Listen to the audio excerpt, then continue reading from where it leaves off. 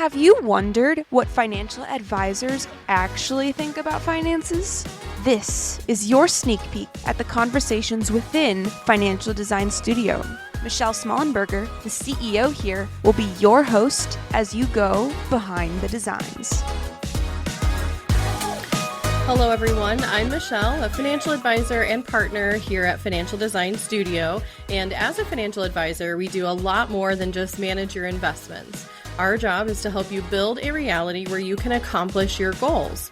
For many people, this involves traveling. Maybe you care about taking your young family on regular vacations, or as a retiree, you want to see the world. Either way, travel can be complicated and expensive. So in today's episode, I want to introduce you to a friend of mine and Anna's who has become an expert on travels. You'll find out why, but welcome Ism Shovan to the mic. We are lucky to do this interview. You've been out of the country for a little while. Why don't you kind of share where you just got back from and how long you were there? Yeah, so hi everyone. Thank you for having me, Michelle. It's a pleasure to be here and to kind of share my experiences with you in regards to travel hacking and just traveling the world in style. So my name is Ism Shovan. I am a husband to my beautiful bride, Elizabeth, and a dad to our beautiful 3-year-old daughter, Rhea. I'm a digital nomad, an aviation geek, and a travel hacker who has a passion for experiencing premium travel on a budget. And I also have a business that helps people maximize their points earned to get the most value for their points and miles. And to answer your question, Michelle, I was just on a 3.5-week trip in Japan. We were based in Osaka, where my family and I traveled to the cities of Kyoto, Nara, and Kobe as well. And it was a lovely experience. So, yeah. That's great. And I feel like that was probably like your most recent trip, but there were several like trips before that. So I think when we were even talking about this, you're like, I've been gone. Was it like 8 to 9 months? That's right. Yeah. So we actually started out in Europe and we traveled to, we started out in Spain, France, then Italy, and then we moved over to Asia where we spent some time in South Korea, Taipei, the Philippines, and then we ended in Japan and now we're back. Wow, that's great. Now, just kind of to help everyone understand, so several trips kind of, I guess, are they back to back? I would say it's a combination. We recently started slow traveling in the summer of 2024, and we found that because we were no longer living in the United States, we found that our monthly spend was actually cut between 30 to 50%, believe it or not. And because of that, our credit card spend was a lot less. So we had to take our time to make sure that we had enough buffer to earn enough points to go to the next place. And also, we just wanted to live like a local. And so slow travel provided that opportunity for us to have that experience and to not just go from one place to place, and then go back to the U.S. and then go back out of the country again for a week or two and then come back to the U.S. That was just super stressful. So we decided to give slow travel a go, and we've loved it so far. So I can provide 2 examples of what that looks like in our most recent travels. So my family and I and my extended family decided to take a trip through Italy, and we were there for a couple of weeks. But we decided to start in northern Italy and ended all the way south to the Amalfi Coast. And we were jumping from one city to another. And we had rented a car, and that was really expensive. And we felt pressure to kind of just see as much of the city as we possibly can in 1 or 2 days. And it wasn't very relaxing. And after that experience, we kind of needed a vacation from our vacation. And in contrast to that, we took a month-long trip in France where we stayed at a sleepy coastal seaside town called La Bernerie-en-Retz. I don't think any Americans have really heard of it because we didn't see any Americans there. Nobody spoke English, but there was one thing to see there, and that was the beach. And it was an amazing experience because we didn't feel the pressure to see all the sights. Like, for example, in Paris, you want to see the Eiffel Tower, the Louvre, Mont Saint-Michel, all those places. Like, we had one thing to do, and that was to see the beach and to drink some champagne while we were sitting on the sand and maybe eat some oysters that we just harvested from the beach that was like right in front of us. And it was an amazing experience. So, and that just really, slow travel just really helped us appreciate that one area that we were staying in and to live like a local and to connect with the people that are there. Yeah, no, that's great. There was another thing you mentioned that you've kind of found out from traveling is that you noticed that your kind of monthly spend went from, you've decreased it by like 30 to 50%. So by traveling, you're spending a lot less. And I've kind of asked you this, a little bit before, but so that everyone can hear, is that because things are cheaper, wherever you're going, or is it because you're just spending less than maybe you would at home or doing things different? Yeah. So when we would say at these Airbnbs, we were only paying about $1,000 a month. And in contrast, like when you book a hotel in Salamanca or Madrid or Barcelona, like you'd be paying $1,000 like 3 to 5 days for that, for a hotel for a 1 bedroom. And we were able to stay in an Airbnb, $1,000 a month, 3 bedrooms, central Salamanca. It was amazing. We were in the middle of the city, and the biggest cathedral in that city was just like a 5-minute walk from us. And we were a 10-minute walk from the most beautiful Plaza Mayor in all of Spain. And it was just amazing. And if you book that same Airbnb for just 1 week, you'd be paying about $1,500 to $2,000. So there are benefits to booking month-long stays with Airbnbs, and that's how we were able to live. I have not seen any good deals at a good location here in the United States when it comes to booking month-long stays at Airbnbs, but I have seen them consistently, in Europe and in Asia when we did those stays. So, yeah. Okay. No, that's helpful. And that's where really the goal of today, we're going to talk about so much, and everyone travels so differently. You've experienced so much travel. So the goal is to really help people understand, I think, even as they're planning their travels, like all the different ways that you can travel, what you can experience if you're doing it in different ways. So that's the goal of this, because we really want people to be able to live more and experience those things that they say they want to be able to do. And really, like you're even saying, a cost-effective way to do it. Why don't you kind of share a little bit about how you got here? Yeah, so I'll give you a little bit of background on how I got here. So I fell in love with travel and airplanes specifically at the age of 7. I love airplanes. We flew in a Boeing 747. That was my first trip to Hawaii.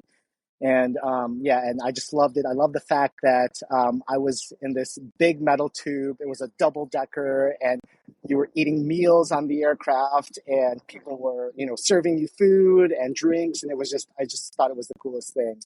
And I would say my first big trip on points was when I went on a backpacking trip through Europe in 2015. I had a United Explorer card at the time, and with that card came lounge access benefits at the time. And so I took advantage of that, and I thought it was cool because I only paid like a couple of bucks to fly round trip from the US to Europe. And I actually met my girlfriend, now wife, there in Italy, because her family went on a trip to Italy as well. And I was like, hey, I'm also backpacking through Europe. Maybe I can meet you guys up in Italy. And so I actually got to meet her extended family there who lives in Italy. And they're like, oh, you better marry this guy because, now you've inserted yourself in our family vacation, and we'll remember this for the rest of our lives. And so, but thank the Lord, we're now married 8 years. And so, yeah, my wife and I have had a passion for traveling since we got married about 8 years ago. Our first trip as a married couple was to New Zealand and Tahiti on our honeymoon. It was great. We actually named our daughter Moorea after an island in Tahiti that we loved, the island of Moorea. Yep. And so, yeah, and one day we'll take her there when she's a little bit older. But last year, I decided to transition out of my full-time job at an enterprise software company. And we decided to sell all of our stuff and leave our home here in Chicago. And we decided to travel full-time as a family of 3. And yeah, that was a big jump for us. And what I found was I got to spend, just invaluable time with my wife and my child and building our relationships and experiencing new things, tackling new challenges that we never thought we'd tackle, and that just brought us closer together. And yeah, it's just an incredible experience with some challenges, but if you have the means and the ability to slow travel like that, and to travel full time, I would highly recommend it, because it's just, yeah, there are no words to describe how much our life has changed because we decided to make this move. Yeah, no, that's fantastic. Now, so you guys moved, sold everything. Now, did you actually keep your home back here in the States? Do you have a place to come home to, or do you rent that out? I'm sure people are curious if this is something that they're like, I'm going to do this. Yes, no. So we left our home. We were actually renting. And so we had the flexibility to just get up and go. And our home base right now is with my in-laws. So technically, we don't have a permanent home here in the United States. That may change in the future as our family grows. And yes, but for now, we have the opportunity to do this, and we're seizing that opportunity, and we're taking advantage of it. And even though I'm not working full time and I'm just a contractor and I've got a couple of side hustles, like that has extended the fact that we're traveling full time has extended our runway significantly. And we were actually able to build up our savings a little bit more because of that, which is like miraculous and unexpected, you know? And we're not in debt, which is amazing as well, And so, yep. And so we're fortunate to be in that position right now. And, if we can do this, like certainly anyone can, like this is like, we don't make a ton of money, and this is our reality currently. And it's been working out. So yeah, and you're enjoying and you're doing what's important to you. You're saying travel's important, time as a family together, experiencing new things is important, learning how to overcome things as we go through this process is important. So there's a lot that you're accomplishing along the way too. One of the things that we're going to talk more about in this episode, and this is one of the things I think that is so cool in what you guys are doing, is you're doing the things you say you want to do. And I think what can happen to a lot of people is they say they want to travel. They're okay, I'm going to retire and I want to do these hobbies or these things, or we wait until we're retired to do those things. So we don't travel with our family to experience those things while they're younger. So then they have those experiences to carry with them through their life. I think what's really helpful is that you're sharing, hey, we've made this change because it's so important to us. And so now hopefully other people will be inspired by that, because that's what we hope our clients want to do, is that they go out and do the things to live more, to do those things that they say they want to do. And I think you're a really good example of, it doesn't mean you have to have all the money in the world. It doesn't mean you have to have everything. It just means, hey, we're going to go do what we say we want to do. And that's important. Thank you. Yes. And yeah, and in case you're curious, like since we started traveling, my wife and I have visited 32 countries. Our daughter, she's 3 years old now. She has visited 19 countries before the age of 3. She started traveling at 3 weeks old, and her first international trip was at 3 months old to Jamaica.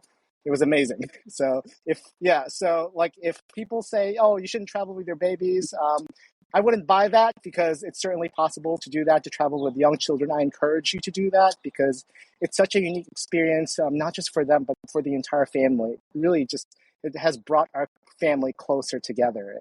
We had the opportunity to visit Israel before our daughter was even a year old. I know a lot of people view traveling with young children as a challenge, but our daughter took her first trip, as I mentioned, at 3 weeks old, and she's visited 19 countries since. Bringing a small child across the world, halfway across the world, can have its challenges for sure, but that didn't stop us, and it was amazing. And we truly enjoyed our trip to the Holy Land, and it really brought the Bible to life in a way that changes how you read and understand Scripture for us. And and there's some challenges in Israel right now at the time of this recording, but if you ever get a chance in the future, definitely visit Israel. Our tour operator, when we visited Israel, said that she's been doing that for 35 years, and that was the first 9-month-old she's ever had join her tour. And we were there for 12 days, and they loved her. It was a small group, about 12 people, and they loved our daughter. Yeah, it's priceless. Yeah. We want to encourage parents with kids to travel. Yes, school is going to make you busy. So you're only going to be traveling on those school holidays like everyone else. So if you can before they're in school, that's a perfect time to do that. But also, like when they're older, I know our daughter likes, she's on swim team. So, when we've traveled, we've tried to find pools where she can keep swimming. And I've heard of other parents who they went somewhere for a month and their kids were able to join like the local swim team to be able to keep up. So I think those are the things. If you say we can't because of this, whatever those things are, see if you can find that wherever you're going, if that's something you want to keep up. So Ism, okay, so why don't you tell us about your favorite trip that you've been on? I know we're going to hear a lot of stories from places you've been, which is going to be really great. What's your favorite one so far? Yeah, I mean, there's so many that it's really hard to pick, but our favorite country that we've visited multiple times already is, and yeah, I would just say New Zealand is currently our top pick. It has dramatic and beautiful landscapes, has everything from mountains to glaciers, rolling hills, and sparkling beachfronts. It's kind of just, it's breathtaking wherever you look, especially in the South Island. There are more sheep than people there. So it's very relaxed. Yeah, the best way to see New Zealand is to just rent out a camper van and just travel from the North Island, take the North Island, and then hop on a ferry from the North Island to the South Island and just drive all the way south. It's amazing, and not to mention my wife has a deep love for Lord of the Rings movies. So we got to see where they filmed and shot everything. And we also got to visit Hobbiton a couple of times, which was a unique experience. So yeah, we love New Zealand. I would say, a couple more favorite trips that we've taken. My wife and I decided to take a trip, just the two of us, to the Maldives. We found an amazing deal. That was one of our more luxurious trips on a budget, I would say. Like, had we paid out of pocket for that trip without using points, it would have cost us about 40 grand. But instead, it cost us about 3 grand using points and miles. Yeah, so we were on an over the water bungalow, with amazing beaches all around you. It was all inclusive, all you can eat, all you can drink. It was amazing. We flew business class via Qatar Airways from Chicago to Doha, and first class from Doha to Male, which is the capital of the Maldives. And then one really unique points and miles story there is that on that leg from the Maldives back to Doha, we flew in Qatar Airways first class. But when we got on the aircraft, there were 6 first class suites. Now, there is a distinction between first class and business class for those who don't know that. Business class is basically a comfortable way to fly. But first class is a luxurious way to fly. We're talking about caviar, $500 bottles of champagne. Like your flight attendants are basically butlers, and it's amazing. And we only paid a couple $100 for that trip because we had used points and miles, or for that flight because we had used points and miles. But what was amazing is that when we boarded the aircraft, there were 6 suites in the first class cabin, and my wife and I were the only ones there. And then they stopped the boarding process, and there was this limousine that pulled up next to our aircraft, and this important-looking gentleman started walking up with his entourage of like 12 people, bodyguards, secretaries, whatever. And they got on the aircraft, and then he passes through our cabin, the first class cabin. He looks at us, he makes eye contact, and he had this face on like, why am I not sitting here? So they sit him in business class behind us. And then, yeah, and it was like, after the flight, I looked at this guy and I found out that he was the foreign minister to the Maldives who had an important meeting with the prime minister in Doha of Qatar. And it was just like, whoa, I felt like a baller there. Like, I make a lot less more money than you, and I have like I'm not important or anything like that, but I'm having a much better flight experience than you are right now, sir. So it was such a strange experience, but that is the power of points and miles when you use them well, is that you're able to like just seize these unique experiences that not a lot of people get because you know how to play the game, so. Yeah. And I know something we had kind of talked about. I think that's amazing because that's the thing is, as we all board planes, you always assume like, oh, everyone in the front, they paid a lot for those seats because when we all sign up for our seats, right, you can see how much those cost and no one wants to pay that. And even people with a lot of money, they want the experience, but you would be surprised at how many people think it's just not worth paying those prices to sit in those seats. And so I think that's what's really important is to realize that so many times the ability to sit where you do and have the experience that you're having can be reached for so much less just by the way that you're doing it. And I know that's what we're going to get into a lot of detail on is how to do that, how to be able to experience something like that. And I think that's so just so helpful to kind of understand your perspective and hear that, but also for people just to understand it. It doesn't always mean everyone with the most money is sitting in the front of the plane. It's also people who are just like when you go to the grocery store and, I could pay a different price for a product than you if I have a coupon, things like that. And so I think that's important to remember. Exactly right. So another amazing trip that we took recently was October of 2024. And my wife's family, all 14 of us, including 4 small children, we all went to Italy. And we all used points and miles to get there. My family's, parents, they're not very wealthy. And we took an almost month-long trip through Italy, and it was a dream trip for a long time for all of us to go to the place where my family's wife originated from. And I was able to help all members of our, of her family get from Chicago to Italy and back using points and miles. And over half of us traveled in business class, which was great. And they were just like, I never thought I would be able to do this, but they paid like maybe 40,000 points and a couple $100 in taxes and fees, so it's certainly possible for someone, who doesn't make a lot of money to travel in style and to see the world, yeah. Yeah. Okay. So that's a really helpful place to start from. Let's do kind of like a really high level. So someone saying like, I have this trip I want to go to. What are kind of the factors? You're going to need this amount of time to be able to reach that goal of, getting that flight for 40,000 points and spending a couple bucks. What is it that people need to know to be able to accomplish that? Whenever someone's like, hey, I want to start playing the points and miles game and I really want to fly business class, I've always wanted to do that, and they don't really know where to start. Like I would, what I would normally encourage my clients to do is to sign up for, a starter card like the Chase Sapphire Preferred or the Capital One Venture card, or let's say the American Express Gold card is a good one as well.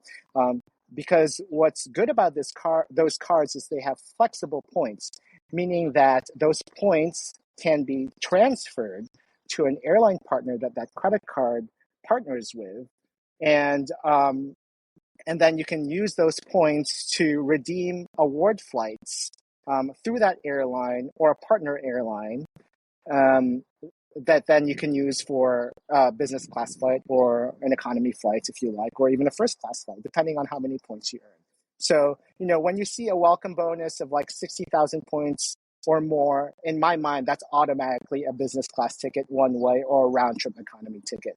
Yes, no, that's helpful. Just to explain to people who are just new to this altogether, when we're talking about these bonus points that, when we think about credit cards, it's very important, you even mentioned Ism, not having any debt. It's really important that you're using the cards for the benefits. So for example, if you do spend 4,000 on this card in 3 months, that you have the money to actually pay that off, because then you're using the card for the benefits. The cards aren't using you because now they're charging you interest because you aren't able to pay that off. So just at the very core of this, as a financial advisor, I want to be sure that we're saying, this is great. It helps you accomplish something, as you're doing your normal spend that you're able to pay off on a regular basis. So I know some of this might be obvious to say, but I always, want to make sure. And then, so now someone who is saying, yep, I've never used cards, but I want to start getting these points. That's what we're talking about, is saying, okay, you sign up for this card, you spend like you normally do. And because you did it in this window of time, and if you spend it in those 3 months, then you typically get the credit of those miles. Is that like within a month after? Is that pretty typical? Yeah. So let's say, let me give you a practical example that happened recently. Like, my father-in-law, his water heater broke. And so he was like, okay, or it was breaking and he was going to need to replace it soon. And so I was like, hey, you should definitely you should definitely consider signing up for a new card because you have a big spend coming up. And if he did that, then he could earn the bonus miles. So basically, what I advise my clients to do is, well, first of all, I would never recommend that, a potential client sign up for a credit card if they're in any sort of credit card debt.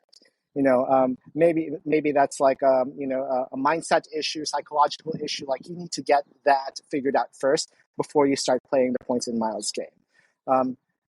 Second, like paying for trips with credit cards really means that I route as much of our everyday spend. So groceries, dining, any recurring bills. If you're paying rent, you can actually use your credit card to pay for rent if you didn't know.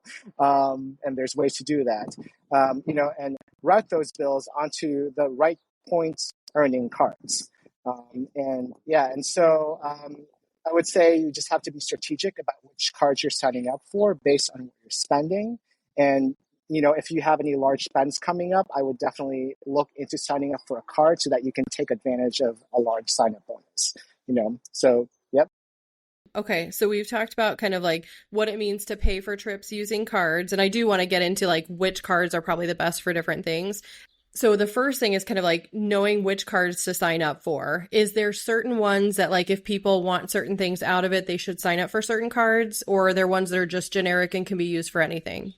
Yeah, so that depends. Like strategy and organization is key here. So that means using the right card for each type of purchase to make sure you earn the maximum number of points for each spending category. For example, the American Express Gold Card earns you 4 points per dollar spent on food, groceries, or dining. On the American Express or VentureX portal, it allows you to earn 5 points per dollar on hotels and 10 points per dollar on flights. So it really depends on what you're spending at that time. Again, strategy and organization is key here. And it's kind of funny, at my old company, like, yeah, we had a company outing, and our CEO pulls up his American Express Platinum card to pay for a $10,000 restaurant bill, and I was like, no, don't use that.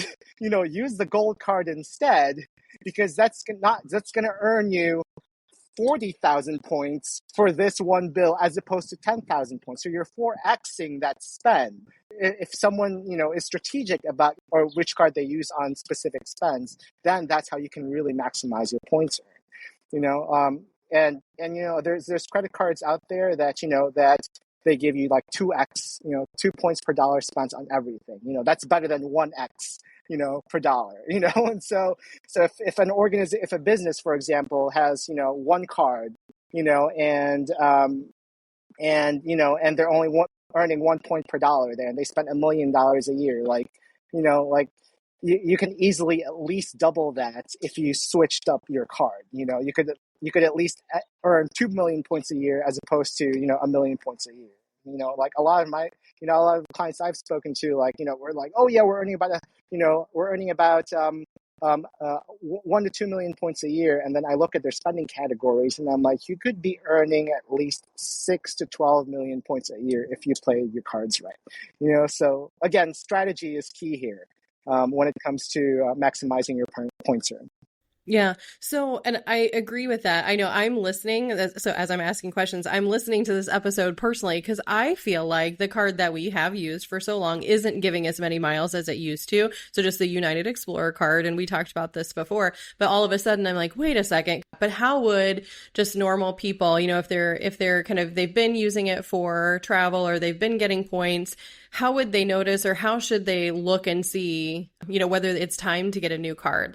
Yeah, I would say for someone like you, Michelle, I would say if you only have a United Explorer card and that's your main card, I would consider switching to a card that earns flexible points.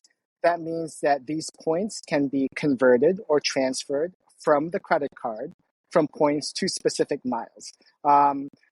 for example, the Chase Sapphire Preferred earns flexible points and can be transferred to multiple um, airline partners. So we're talking United, Avianca, Air Canada, all those guys, Emirates, So, but when you're using just an airline branded card like United, you're stuck with United. You can't take advantage of better deals that other airlines have to offer or can offer. So that's the difference between airline branded specific miles and flexible points. That you can earn from cards like the Chase Sapphire Preferred or the American Express Gold Card or Platinum Card, Venture X, etc. So there is a distinction there between miles and points. Yeah, no, and that's really helpful. So now talk us through like people who have, for example, like the Costco card. So again, it's kind of a business specific, but is that similar because it can be used on several different things where you're just getting cash back? Walk us through maybe some other examples that you see. Yes, I would say I personally think cashback cards are the worst because you don't get the most value for the points that you could be earning. So let me give you an example on some cashback cards or like even gift cards. Like, with the American Express cards, they give you the option to redeem those points for an Amazon gift card, for example, or just cash back. So let's say you have 10,000 points, or I'm sorry, you have let's say you have 100,000 points. That's valued at about $1,000. Those 100,000 points can get you like maybe two Dyson vacuums on Amazon. Two fancy vacuums. Okay, that's nice. But then you can also use those 100,000 points and redeem them through the American Express travel portal to get a flight that's valued at $1,000. However, what you can really do to maximize those points is if you look at transferring those points to an airline partner that American Express partners with. For example, let's see, you have a little bit over 100,000 points, and you want to transfer those points to Emirates to fly, first class from Milan to JFK, New York, right? That ticket alone is valued at about $15,000. So now you've taken those 100,000 points, which were worth $1,000, and you've just maximized the value of those points and made them $15,000. So so you have 15x the value of those points. And most people don't know that they can do that. Most people just go on the travel portal and they're like, okay, what can I get for 100,000 points? Okay, I guess I can fly from JFK to LA, and that's what I'm going to get. Bye 100,000 points, but there's other ways to utilize those points, that convert that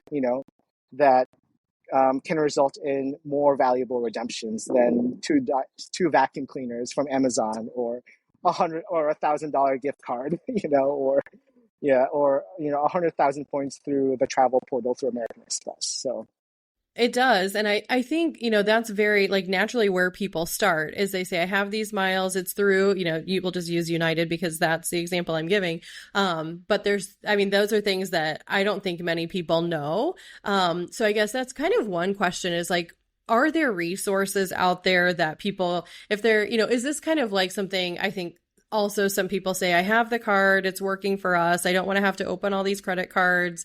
Does it take a lot of different cards and opening them? Do you have to rotate cards kind of frequently to be able to get the most?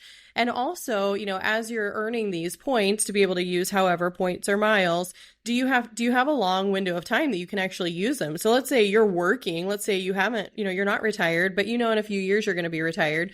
Can you be starting to save up these miles or points to then use to decrease the spend that you're going to have, in a few years or a couple of years ahead? Yeah, certainly you can do that. You can. I don't usually recommend hoarding your points.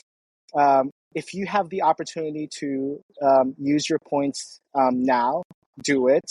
in the points and miles world, we call that earn and burn, because points historically devalue over time. They almost devalue every single year. United, for example, they just devalued United miles by 40% recently. With Air Canada, Aeroplan, they just devalued them by at least 25%. And so you're seeing, so inflation is real when it comes to points and miles. And so that's why we, in the points and miles world, have an earn and burn policy. Like, if you have a trip coming up, like, don't hoard your points. There's always opportunities to spend, to earn more points in the future. If you live in the United States, especially, there's so many credit card products out there that will get you the points that you need to experience the travel that you would like in the future. Yes. And gosh, what was your other question? Resources. Yes. So there's a ton of resources out there when it comes to points and miles strategies. There's so many voices, so many strategies, and people can get overwhelmed. There's a lot of big players out there, like the Points Guy, Upgraded Points. You may have heard of those guys, but they have so many articles, and it's just really hard for someone who's just starting out to navigate that space. And so there's points and miles consultants out there like me who kind of help you and guide you through how to start.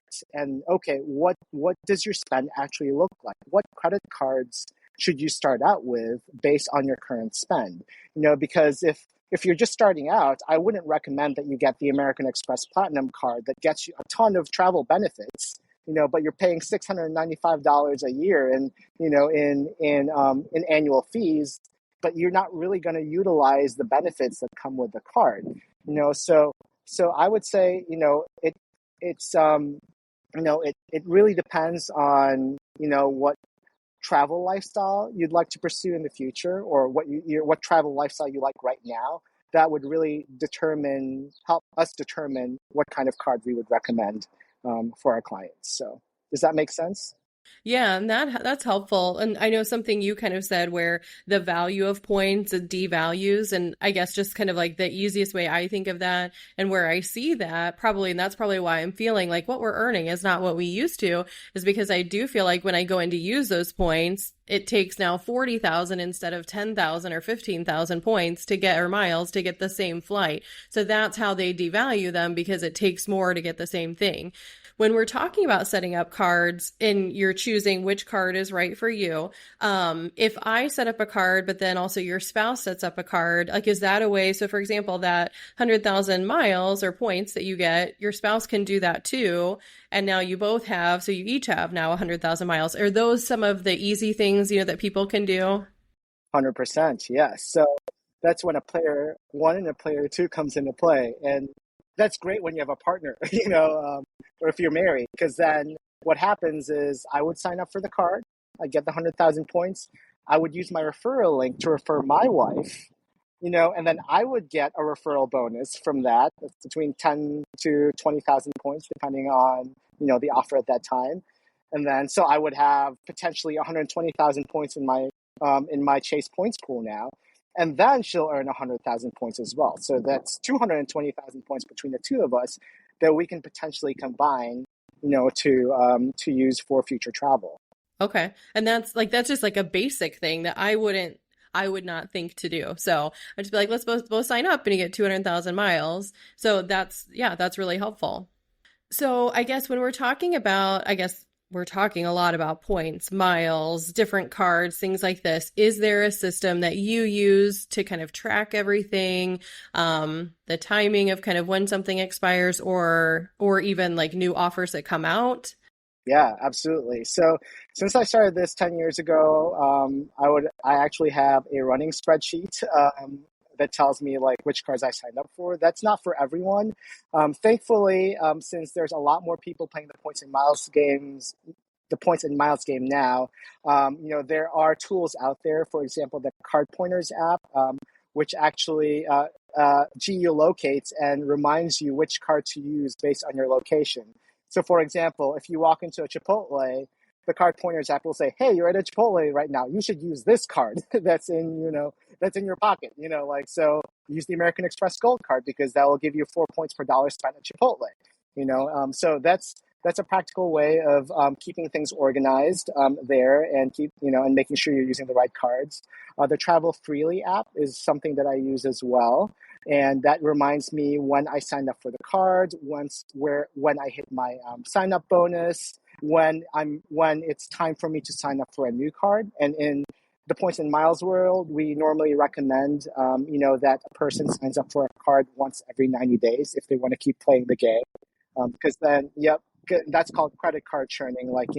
Once you sign up for the card and you have the welcome bonus, you're able to sign up for other cards that will also give you, a welcome bonus. And then, at the end of the year, you'll have 1 million points at least, because you've done that, especially if there's a player 1 and a player 2, that's extremely effective and extremely powerful when you do that. An award wallet as well is another great tool, which just keeps track of how many points you currently have and reminds you of when annual fees are due, etc. And so, I would say those are 3 good apps that a person who's just starting out, playing the points and miles game should look into to keep themselves organized and just to track everything when it comes to playing the game. Okay. That's really helpful because I do think it can probably become really overwhelming really fast to try and track this. I think that's why it becomes, like you said, like a full-time job like you're doing and helping people do. Because if this is a benefit you're wanting to get, it's like, okay, I don't have time to do this, and most people don't. So again, that's when you hire someone to help you do it. Right. Exactly right. So, and you can certainly do this yourself. Again, this is something that someone can do. It just takes a lot of time. And if you're an executive or, you're running your own business and you're super busy all the time, you got 5 kids or whatever, you may not have the time for this, and so again, there's people out there who are willing to help you navigate this space because it is a labyrinth, so it can be challenging.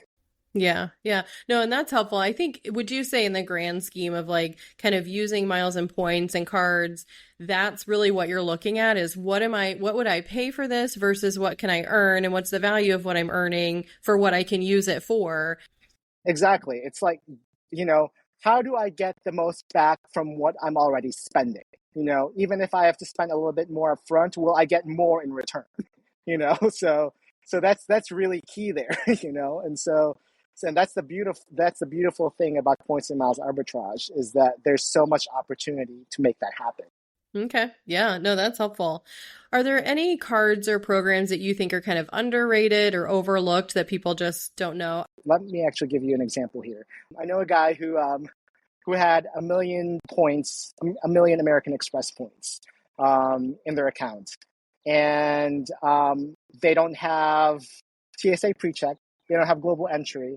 They're not using Clear. They're not using the travel credits that come with the card. They're not using the Uber credits that come with the card. They don't have lounge access. And they have the platinum card. And so, it's really important for someone to really check the benefits that the card comes with to really maximize the value, that you're paying for with the annual fee. And there's a lot of people that just don't take advantage of the benefits that come with the card. I would say another thing that's that people don't really look at is, for the Venture X, Capital One Venture X, there's a $300 travel credit that comes with the card. So when you're booking anything on their portal, whether that's a flight or a hotel or a car rental, it's a premium card, so the annual fee is $395, but you get $300 back when you book through the portal. So essentially, you're making the annual fee $95 because you have that $300 credit, and not a lot of people take advantage of that. And so those are probably one of the more underutilized or overlooked benefits that these premium cards offer. Another thing that's overlooked, I would say, is transfer bonuses. Yes. So what happens is there are partner airlines that run these transfer bonuses, meaning that, for example, if you transfer your points to Air Canada Aeroplan will give you an extra 40%, or as a transfer bonus. So if you transfer 1,000 points, you're getting 1,400 points when you transfer it from Chase to Air Canada Aeroplan. That's pretty great. So so I would say if you're looking to redeem an award booking, whether that's through Chase, American Express, or Capital One, take a look at what transfer partners are running a transfer bonus at that time. That way, you get even more value for the points that you're transferring over. Yeah. And is that in a specific situation where you have a flight coming up, you need to fly or want to fly on a different airline, so you're just going to transfer the points that you need to for that specific flight? Or is this like, I'm transferring everything from this card or this airline to this airline, I may not use it, but I'm going to kind of transfer them to just gain points? Yeah, I mean, I wouldn't recommend transferring all of your points to that transfer partner just yet.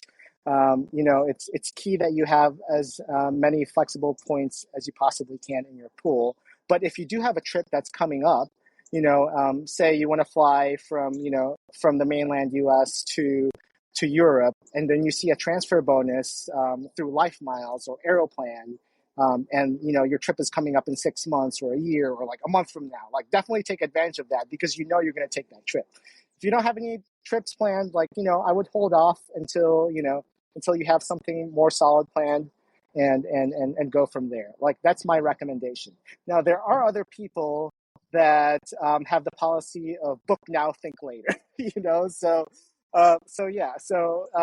some people have, especially if you're retired, you have that sort of flexibility, when you see a transfer bonus, take advantage of it, and then, make sure the award availability is there for the trip that you're looking for, and then go ahead and process the transfer, and then book the flights. And if anything changes in the future, you could just go ahead and cancel that flight, get your points back, and your points will remain in that transfer partner.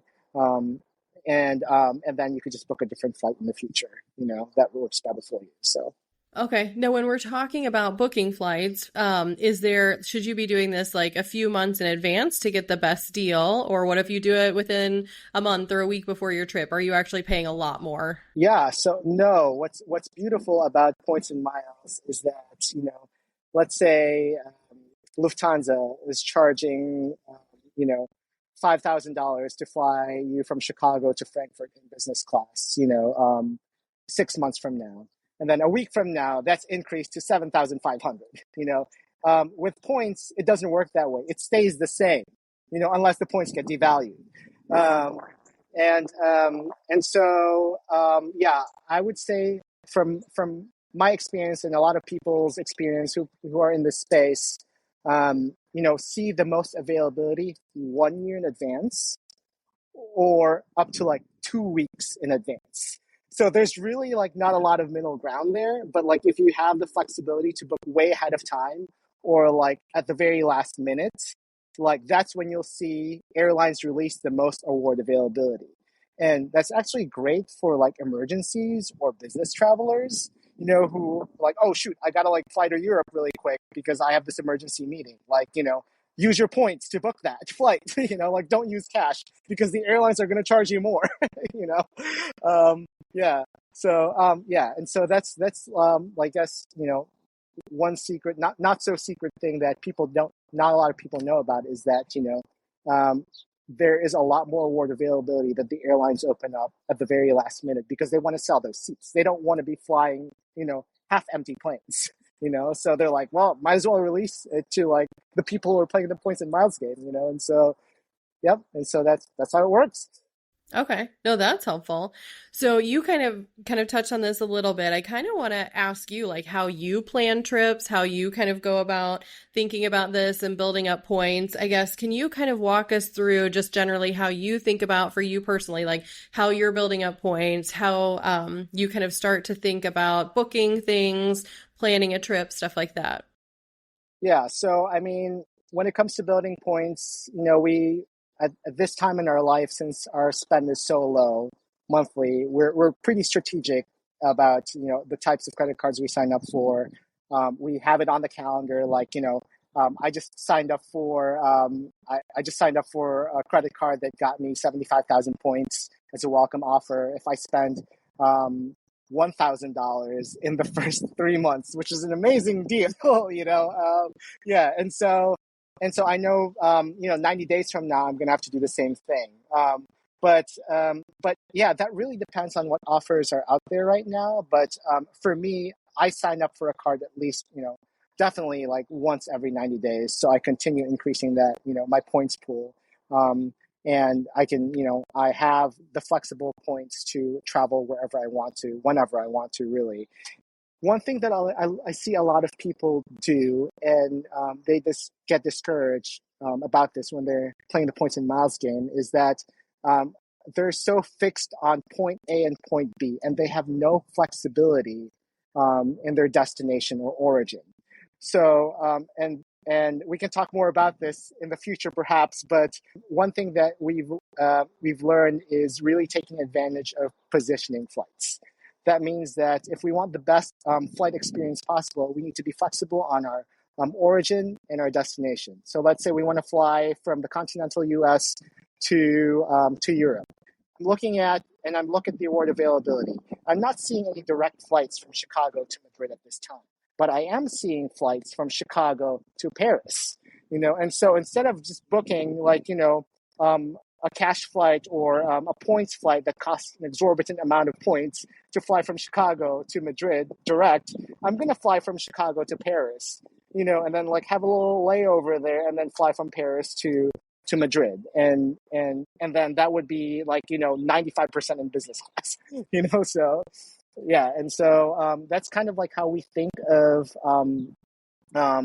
that's how that's kind of like how we plan our trips now. Is just we've got a little bit more flexibility. Like sometimes we'll have one layover, one or two layovers, but that's gonna maximize the amount of time that we have in a premium cabin versus taking a direct flight in just an economy, cabin. It does, yeah. Now, do you notice, because like general times that people are traveling, so let's think Christmas break, spring breaks, things like that, someone wants to use points, miles, they're wanting to use this. Is it more expensive to use those at those certain times because those cost more? Or is it the same because, again, you're using points, which have the same value? It's the same price. However, if you book around the holidays, especially if it's a last minute booking, you may not see as much award availability there. So if you want to book a flight during the holidays, I would say look far in advance. If you have that sort of flexibility, or if not, maybe fly a week before or a week after the holiday. That's kind of what we did. During the Sakura Festival in Japan. We we're like, well, we don't want to book the flights while the cherry blossoms are blooming because there's not going to be a lot of availability there. We'll book, maybe 2 weeks before that, stay a little while in Japan, and then spend the last week looking at the sakuras, the cherry blossoms, and so that's exactly what we did, and it was great. Sounds like flexibility is really a key to being able to get the biggest benefit kind of what you're using, but also to like planning ahead of time. If you're wanting those dates, planning ahead of time is going to give you the most choices available, even if it is like a popular time, because those are popular times, because other people are wanting to travel so much then, so there's less award flights or options open. Yep, that's correct. Yeah. Yeah, when it comes to just navigating award availability and award bookings, like that's also pretty challenging for someone who's just starting out, And so, and it took me years to kind of just figure out a pattern, and there really isn't one all the time. And so that's when, again, like you want to partner with someone that knows what they're doing and has done this before, because when it comes to navigating positioning flights, like we'll know, which airlines fly out of which, major international hubs, for example, that you should be looking into. Because, if you live in Detroit, Michigan, for example, you're not going to see as much flights, from there to Europe as you would see from Chicago O'Hare or JFK or Boston or whatever. If you're just starting out, this may be tough. And so I would encourage you to kind of just use the resources that are out there. There's so many. And if that's still overwhelming for you, like partner with me or a point and mouse consultant that can easily help you navigate that space and kind of like reshape how you think about this. Okay. Okay. No, that's helpful. Yeah. Okay. So let's kind of talk about how you book flights. Like, how do you book them? What are or do you have favorite airlines? But even like, what are some of your favorite first class experiences? Yeah, so when I book flights for myself or my clients, I usually do a combination of manual searches through the transfer partners that I'm currently utilizing with those credit cards, and award search tools out there as well. So there's free award search tools like Point Me. Rome is a good one. Seats.aero. Those are probably the three that I use the most. Yeah, and they have some free options there, but there's also some paid options that are a lot better and gives you a lot more results and looks further in advance as well. So I use a combination of both, just because the award search tools don't normally always return the most accurate results. So you always want to verify that by doing a manual search on the airline partner site as well.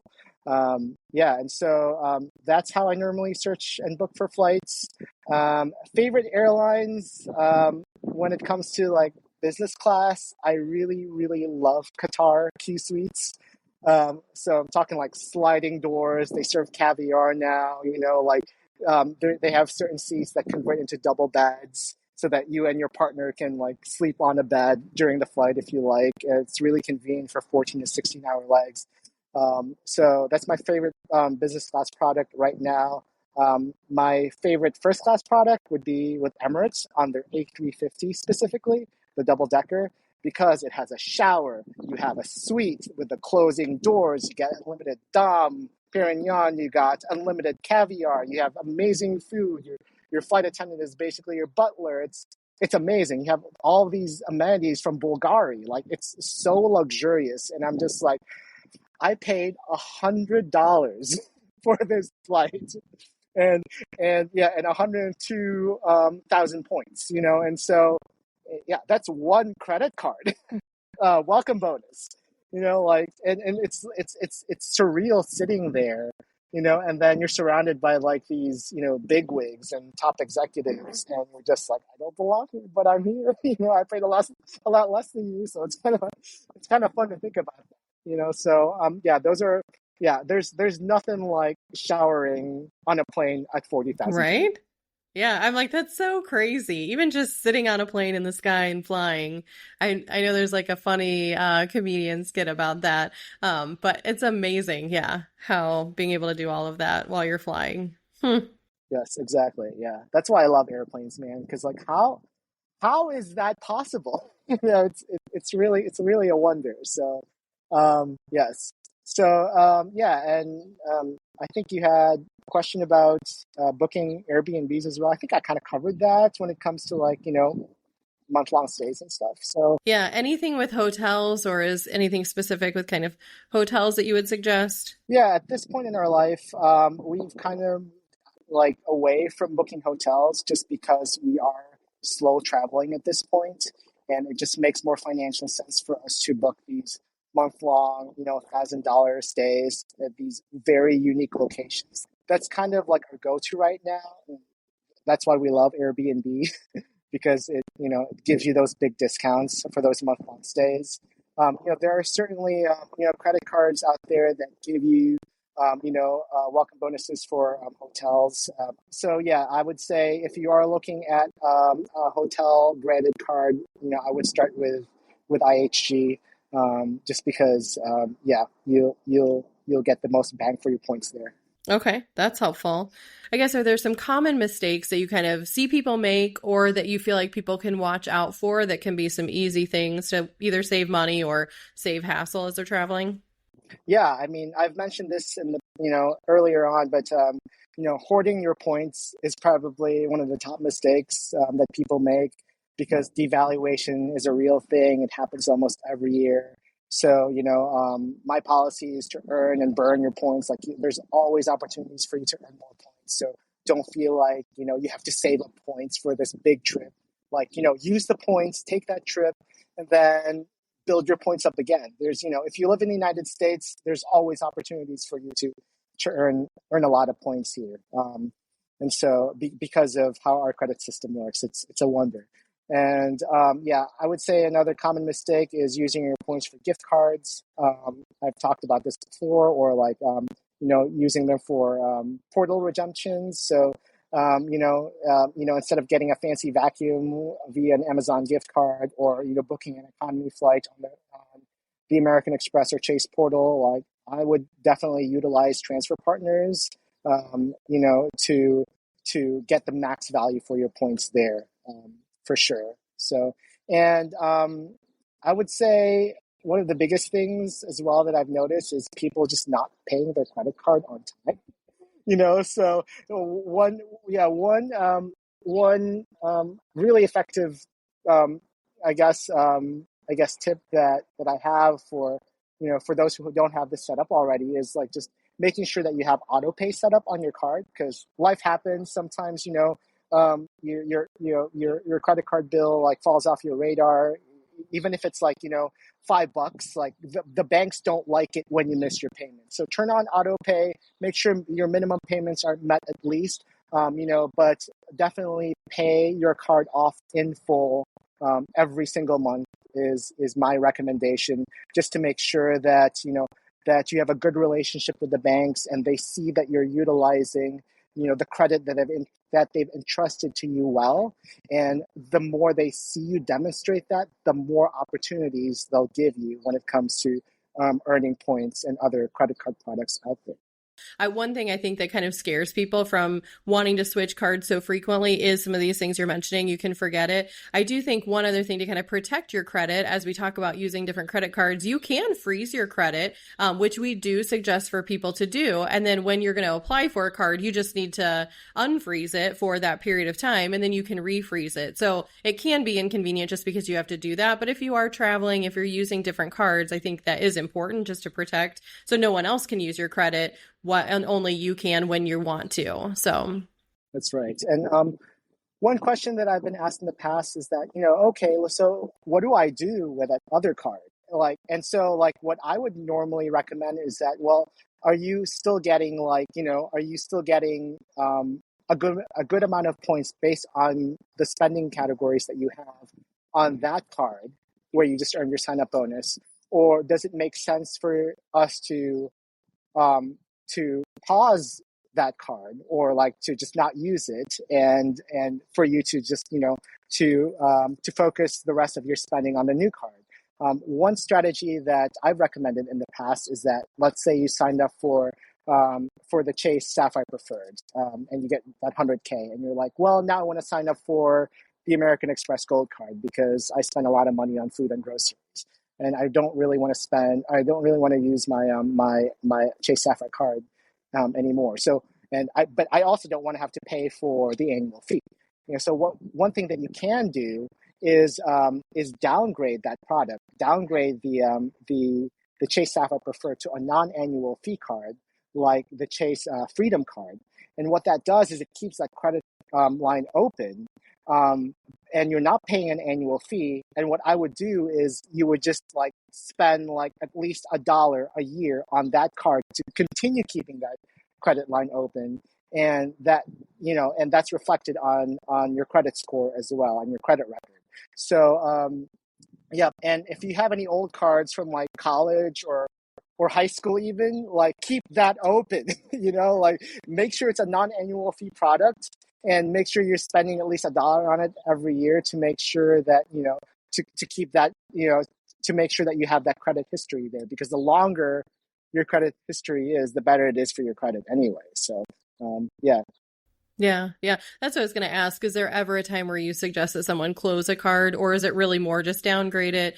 If you really don't want it, then ultimately probably just don't keep spending on it. Would it eventually close, or not necessarily? Yeah, if you don't use the card, let's say you stop using the card for 2 years, the banks will eventually close that. And that could have a minor ding on your credit score, not a big deal. But, I would say do as much as you can to keep those lines of credit open for as long as you can. Make sure, they're non-annual fee cards. Make sure you have some sort of recurring payment there, and make sure that, that auto pay is turned on as well.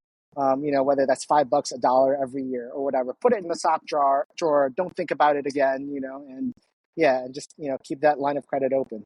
Nice. Yeah. That's all helpful. I feel like there's like some of these things, okay, good, we're doing this. But then some of these basic things, when you sign up for a card and use one spouse's referral link to get more, there's just some little things I think people can pick up as they're listening to say, oh, I could be doing this differently.